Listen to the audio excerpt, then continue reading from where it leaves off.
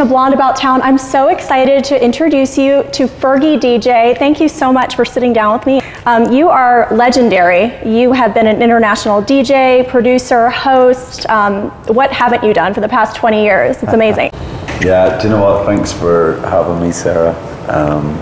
What have I not done? Well, many things, many things. I've been very lucky over the last, 20 plus years to just enjoy, the passion I had when I was a little boy. That's all it is.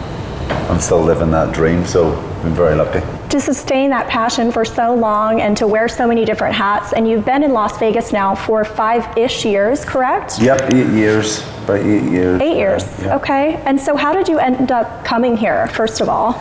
I first came to America in 1998, and the dance kind of scene was not really happening. Any of the American DJs that we knew, a lot of American DJs in the UK, but they were only really famous in the UK. Nobody in America actually knew them. There was never much of a scene going on here. Okay, it took longer to catch on, you would say? It started off, America always had a hard time with dance music. It never really took off as much as it should have, But obviously for the UK, it was thriving. All the American DJs, we were playing all their music, so they were coming. They were really famous back home. There was a few times that I came over to America and we tried to do some parties and stuff, and there was just always complications. It was either the police would close the venue or the fire marshal or something like that. So it was kind of a hard market to try and crack. And that was in 1998. Then I came to Vegas actually in 2001, and I remember DJing at the nightclub. It was in the Luxor. Oh yeah, absolutely. And it was just guys wearing suits, and they were just looking at me as if to say, what is this? Such a different vibe than now, right? You're trying to wake up the devil, you know what I mean? What's this music this guy's playing, So it wasn't very encouraging, but the guy that came over with me was a guy called Neil Moffat, who later went on to develop the Hakkasan brand and Omnia and Wet Republic and stuff like that. He's my best friend from back home.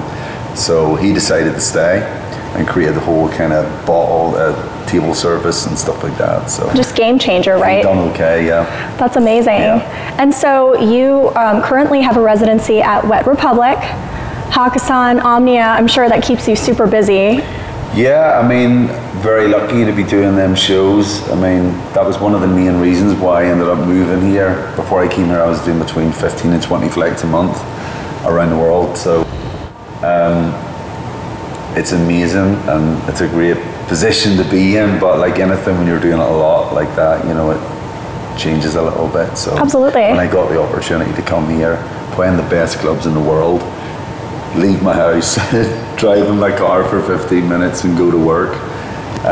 It was just an opportunity that really spoke to me, and the fact that 8 years ago it was still pretty fresh here, so especially in Vegas you get to kind of speak musically to people that are still grassroots, right? That are just passing through the club just because they hear the spectacle of Hakkasan or Omnia, so they might be hearing this music for the first time. Right.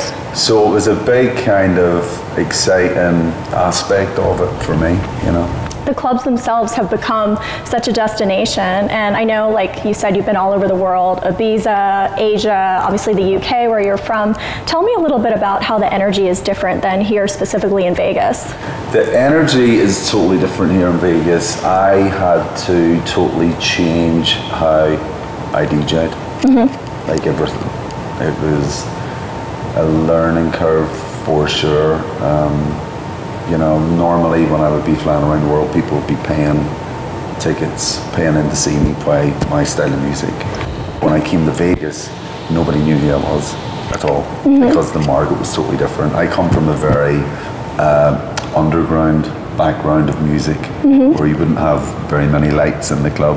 It wasn't very sparkly, what I mean? So it was very niche kind of market. So coming to Vegas, I totally had to change my sound. It was a lot more commercial. You know, there had to be a bigger reach, who the people I was trying to reach to. And just how I applied my style of music, you know, I just had to get rid of it.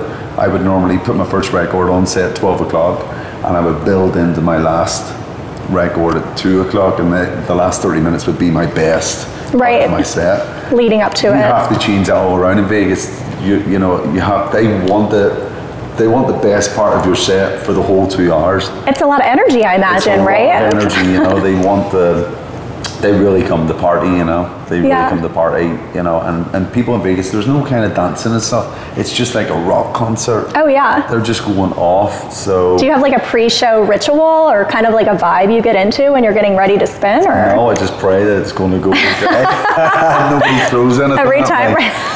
You know, but it was a totally different mentality, and it took me a couple of years to get into it. You know, I'll be honest with you, my first headline I done on the 28th of May on 2012, and after my first headline they cancelled the rest of my headlines. They're like, yeah, the music wasn't right. Yeah. And to hear that initially, but to keep going, to see where you are now and all that you've accomplished, I think it's a testament to, you just have to be resilient. And do you attribute that just to having always known that you love music and this is what you want to do? Because I know you said you started at what, like 12? Yeah, I was 12, yeah. I just put it down to, you know, just wanting to give people a good time, right? We all like different types of music when we're in different settings. So, you know, for me, it's important to read the floor, read the dance floor, read the tables, read the balcony, what's everybody doing, and if everybody's not having an amazing time, then that's done, right? Yeah, so read the energy in the room. That's what I kind of vibe off, and the whole kind of psychology behind it. There's so much music available to us in terms of streaming. It's a game changer. You don't have to leave the house to buy it. You're not as attached to it as we used to be, you know. There's a lot of music people receiving, it's just in the background. You know, there's a lot of these curated playlists that you're being fed music. Right.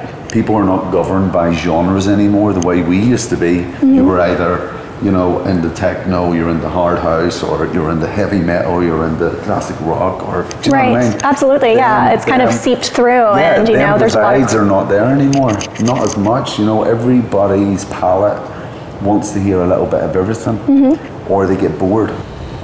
Their attention span is different. Everybody's is yours, mine. Everybody's, you know, because we have this, since the mobile phones, we're always like, we all have ADD, and like even more so than probably before. Yeah, big time. So bring that into a nightclub, and it's really apparent. You know, people, you couldn't go in there and play like a track off Dark Side of the Moon. You know what I mean? People would be, it's too long for people. You know, people want to hear songs maybe for 2 minutes. You know, so the challenge that brings is, you know, they want to hear songs that they know. Right. They want them changed up more frequently.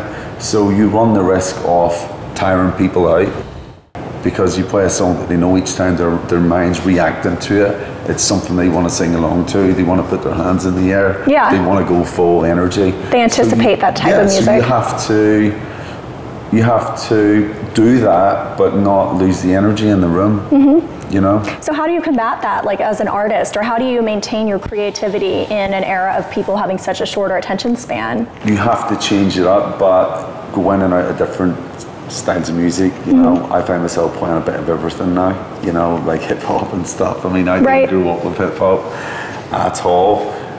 So that's been another learning curve for me.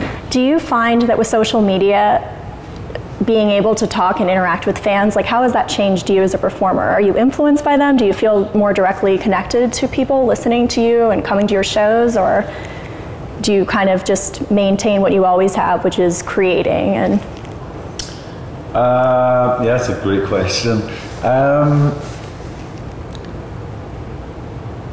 I mean, for me, social media is what it is. You know, it's a way for people to hit you up and DM you messages and stuff, you know. That type of thing has always kind of been there, well, since the kind of late 90s when message forums came on board and stuff like that, and whatever clubs you were playing at, they would have their own, you know, message boards. And when that happened, I will say that was very, very, very, very hard. Yeah. It's really hard because there had been nothing like that before. So back in the 90s when that came to light, you know, you would have people that were saying the most horrendous things about you online. Yeah. And you're reading it, and because it was such a new thing, you're reading it, and in your little mind you're like, well, it must be true because I'm reading it. You know, so one thing that, you know, the likes of Instagram and stuff like that, you know, people they can hit you up, you know, sometimes you get bad messages, but generally I find when people want to vent whatever it is, you reply to them and it changes their attitude straight away. Yeah. They're like, oh, well, I didn't really mean it like that, and, you know, right. Oh, thanks for replying and explaining and blah, blah, blah, you know. So kind of in that same theme, what's next for you? Do you look at yourself as a mentor to some people that are up and coming, or do you have plans to be traveling, just continue, or is Vegas going to be home base for a while? What do you see yourself doing in the next 5 years? Definitely staying in Vegas. As,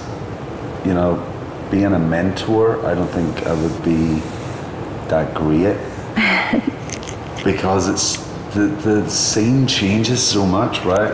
There's so much stuff to learn. I have no idea how to really use my social media and stuff. Right. You know, Spotify. I've never been on Spotify in my life. There's so much to learn. There's a huge curve. There's so many stuff. It's like I need some young kid to come and mentor me and show me all this stuff. But it's really exciting, you know. Yeah. For me, you know, I've done some movie stuff, some music for some movies, and I've just started a group. Well, it's a group. It's a duo. Me and my partner making a lot of cool music. So I want to kind of go down that route a little bit more. But with regards to DJing, that's, you know, will always be a passion. Yeah. Yeah. I mean, you know. And you've already achieved so much. It's amazing. Yeah, I've been very lucky. So last question, if you had a secret superpower, what would it be? What would it be if I had a secret superpower? What would it be? To find out what the next style of music was going to be. Kind of have like the inside scoop. Yeah, that'd be great, right? Thank you so much. Thank you, I so appreciate it. I appreciate it. Thank you. Absolutely, it's a pleasure.